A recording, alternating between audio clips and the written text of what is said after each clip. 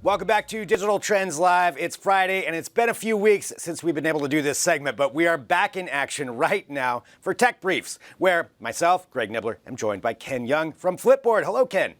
Hey, Greg. Nice to see you again. Good to see you, too. I like the new shot. I know you guys switched some offices around. It looks very, very much like a set of a film right there. Oh, absolutely. I'm pretty sure Jake Gyllenhaal and Tony Stark will be walking by maybe in a little bit, you know. I just assume that's what it's like in the office. Well, we've got so much to catch up on here from this last week. And I think starting back at the beginning, we have to talk about Nintendo. So, I mean, the rumors of that Nintendo Switch Lite were going around for months, if not longer.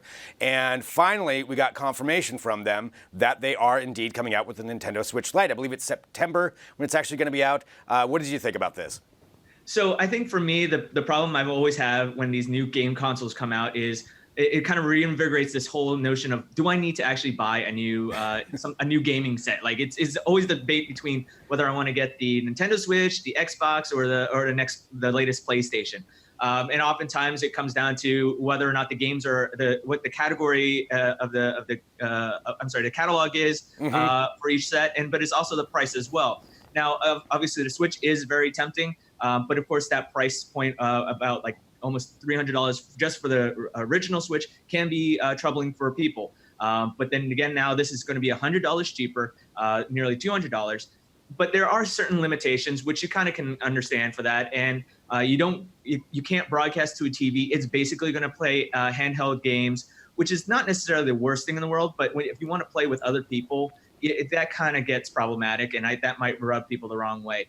But I think for those that just want to get it on the go, that maybe they have an extended family that their kids or their loved ones are hogging the original Switch, that they just want to play their favorite games, then this might actually be very worthwhile. I mean, this is very much probably the equivalent of the iPod Touch for the iPod, Right. So this might actually be very, very valuable to some people. Yeah, I was talking to Felicia Miranda, our gaming editor here at Digital Trends, and she was saying this is definitely going towards kids, probably for a lot of it, but also, like you said, households where you have one and somebody's maybe hogging one of them and you want somebody to have another option.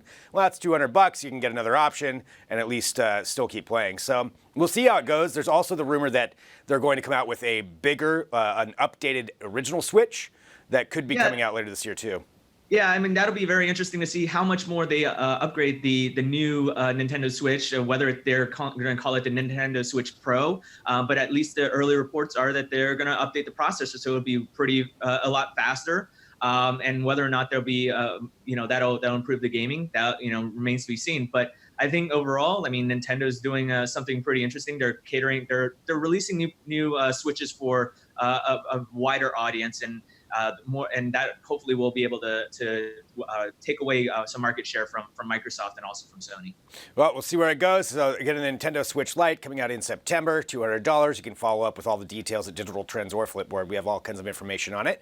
Going on to another big story this week, the television streaming wars continue, which are just exploding. We have Disney Plus coming out later this year and Apple Plus, whatever that's really going to be. But there's another company that's doing this, and that's Warner with Warner Media. We got the official name of the new service. It's going to be HBO Max. I know Ken has some opinions on this because we talked about it yesterday. So the HBO Max, just to give the basics, it's going to be a whole lot of Warner's old stock of shows like Friends and all, well, of course, the HBO platform already. And then they're also going to have some newer material. They gave $500 million, I think it was, to J.J. Abrams to create some original material and original content for it. Averaging, I think, they think $16 to $17. They didn't actually say that, but the official word, it will be called HBO Max, and it's coming out next year. Ken, what do you think about this?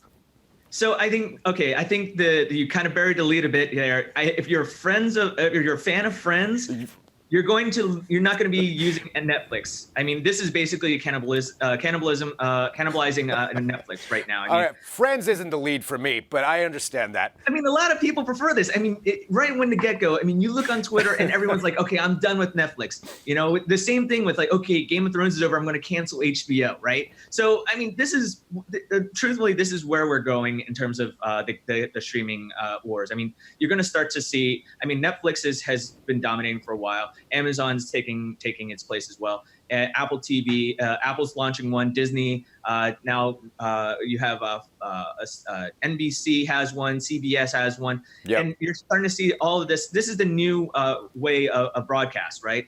And so now you're paying for more of these streaming services, and eventually you're paying $9.99 for each one, or potentially $16 for HBO Max, and then for Netflix and Hulu and everything like that. Before you know it, you're paying way more than your existing traditional cable bill. Now, my big problem with this whole thing is the whole branding aspect. I mean, HBO Max is different from HBO Go and also HBO Now, but it's also different from DirecTV and a bunch of other things that at&t has with their media properties. I'm not really sure why they named it HBO Max, because HBO Max will have purportedly up to more than 10,000 hours of content, plus additional original content, like you mentioned with J.J. Abrams. So, but it's HBO Max. The name is HBO, but it also has TNT, TBS, Cartoon Network, Crunchyroll, Turner Movie Network, and all these other related networks. But it's all branded under HBO. So it's confusing for me. It might be confusing for a lot of other people as well. And it's just something that people may find like disturbing and may want to just say, forget it, I'm going to go with something else. I think that's the whole branding aspect is kind of curious why it was named that. That's probably my biggest beef with it. I do kind of agree with that, in that HBO is known, for its premium programming. Like, it's the original series on there. Their movies are always terrible. It's always old movies. It's usually not that great. But that original television programming, that has a premium brand name, HBO, and you know that. So I do kind of see your point there. When you put it into HBO Max and then you bring in, Friends and all these other shows, that does kind of water it down a little bit, in my opinion, as far as that Game of Thrones, Sopranos style, programming. So, absolutely, yeah. So yeah, we'll see where it goes. But I mean, you're right. There's just going to be so many of these coming out, and everybody's going to have their own one, and you just have to pick and choose or share passwords. That's always. Well, I mean, also, and let's toss additional confusion into the mix, because also you have with. at&t also has DC Universe as well as. That's true. Yeah. So, but DC Universe may also be packaged into HBO Max as well. So you get is HBO Max basically the streaming version of DirecTV? Yeah. But then you get a la carte, so you get HBO Go and then DC Universe to kind of get your own thing. I mean, at this point, it's almost as confusing as trying to figure out your wireless cable bill. Yeah. It is. So, but again, for the news side of it, HBO Max, that's going to be the name of Warner Media's new streaming service launching next year. You can follow up with all those details and drop in your opinions anytime. Let's go on to this, though. I know we've got so much to cover with this, but Amazon Prime Day being on Monday, starting 2 days this year, going to 48 hours of Prime Day. So it's Prime Days, really. But huge things going on with that. But that's not the only thing with Amazon this week. And we wanted to kind of cover a couple of other things. One being this push for satellite internet, that they're competing with SpaceX, with OneWeb. A lot of companies want to do this, but Amazon moving forward and actually filing with the FCC for this. Oh, absolutely. I mean, they want to launch more than 3,000 satellites in the air, very similar to what SpaceX did, as you mentioned. If you recall, probably a few weeks ago, we were talking about Amazon's Remars conference that was I believe was in Vegas. Yeah. They unveiled additional details about Project Cooper. Coupier, I believe it's pronounced, and it's basically about bringing low orbit satellites around there to kind of facilitate broadband internet around the world. So, I mean, this is actually going to be very similar to what Elon Musk has been doing, and so now you're going to see a lot more of these low orbit satellites out there, and all it's going to largely do is probably to help power Alexa and make sure that gets out there, and so you can have Amazon listen more to your conversations, but also get your Prime Video and Prime Music, faster and higher quality. Yeah, I mean, I think it's great. More broadband access is always good, and I think a lot of people forget, if you live in a city, or probably if you're watching this, you have high-speed internet, but there's a lot of people that don't. So I think more access for rural areas is great. However, that has to happen, whether it's satellites or not. I know we've got so much to pack in here. I did want to bring up, though, this, because we hadn't talked about it yet today on this show, about Amazon and this $700 million retraining of their employees. Can you fill us in on the details of that? Oh, absolutely. I mean, this is basically, look, Amazon is having this kind of is facilitating this disruption in terms of work. And now people are worried about AI is basically going to take over. Robots are going to take our jobs. And now what's going to happen to the world? And this kind of also facilitated potential of universal basic income, which Andrew Yeung has been promoting out on the campaign trail. But really, this is the whole thing is that robots are helping Amazon to improve their efficiency. But of course, then obviously the hundreds of thousands of employees are finding themselves out of work, out of jobs. They can't figure out what they want to do.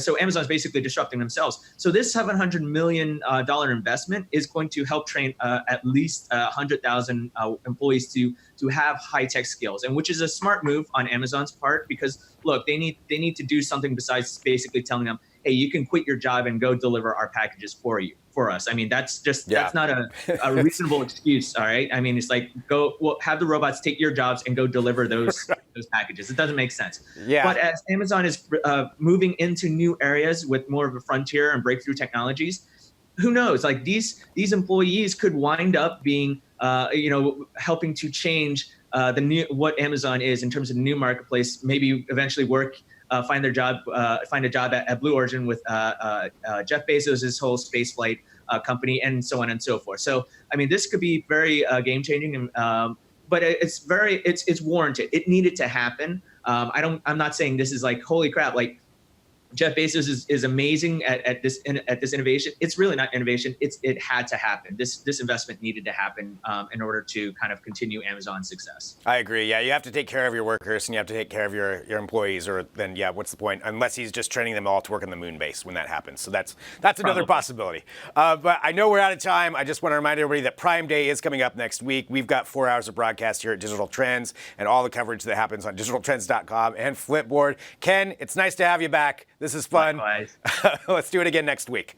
Will do. And do let me know if you're going to buy that Instant Pot from on Prime Day. All right, I will.